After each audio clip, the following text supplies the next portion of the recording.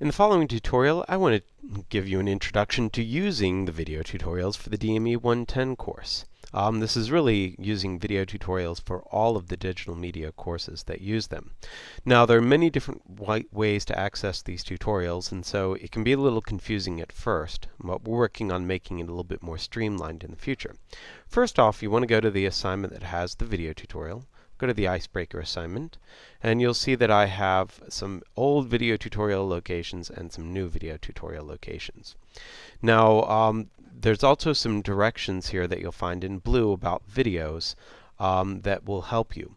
First off, let's go to the old way. I'm going to open up this in a new tab, or I could click on it and open up that window. Now, this is what the old tutorials look like. They're basically just a series of files that are on a computer somewhere. Now, these files may be in different formats. Some will be in SWIFT formats, some will be in MP4 formats. You want to make sure that you go back and read the directions about what players and such are needed for them.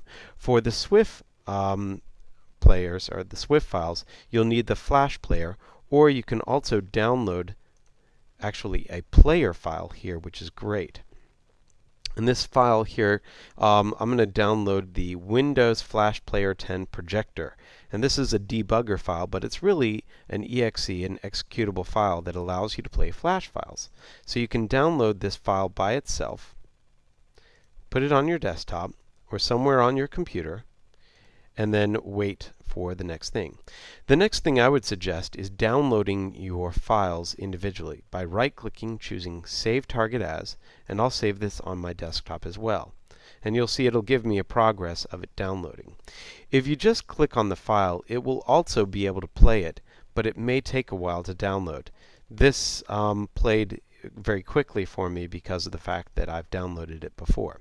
But I'm going to actually go now to my desktop, and I might have a few files on my desktop right now. But here's the Flash player. If you double click on it, you can run that file and then do File Open, browse for the SWIFT file that you downloaded, click OK, and then you'll see that you have the ability to actually make this a little bit larger, and that will give you the best quality.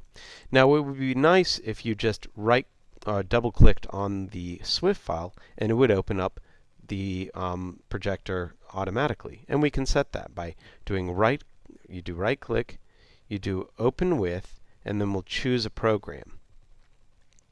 Now I'm going to do browse, go to the desktop, find that Flash player file, that exe, click on open, and then choose always open with the selected program, click OK, and now every single time that you double click on a SWIFT file, it'll automatically open with that Flash player. Now, do be aware that you don't want to move that exe file. If you do move the exe file, you won't be able to automatically open those files, the SWIFT files, when you double click on them. So you want to move the exe file to the location you need it before you link any SWIFT files to it. Now, that is one way to play videos. Another way to play videos is that you might find some of these videos, if I get back to the folders here, you might find some of these videos are in MP4 format. And the same thing applies there. You'll download these files to your computer, and then you might want to double click on them. If you can't double click on them and open them, then I suggest getting the K-Lite codec pack. And if you download this and install it, that will come with the Windows Media Player Classic. You could also use another application which is called the QuickTime Player, and that can open up the MP4 formats. The last type of video format that you might run across will actually be in the video tutorials section of the website.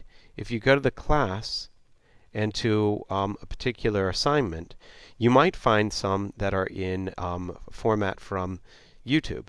Now, a nice thing about this is that they have a playlist that you can click on the icon above and see the 3 videos in that playlist, and you can play on it and then click on high def to watch it in better quality, and then also maximize it. And that's really it about using the tutorials for digital media. If you have any questions, let me know.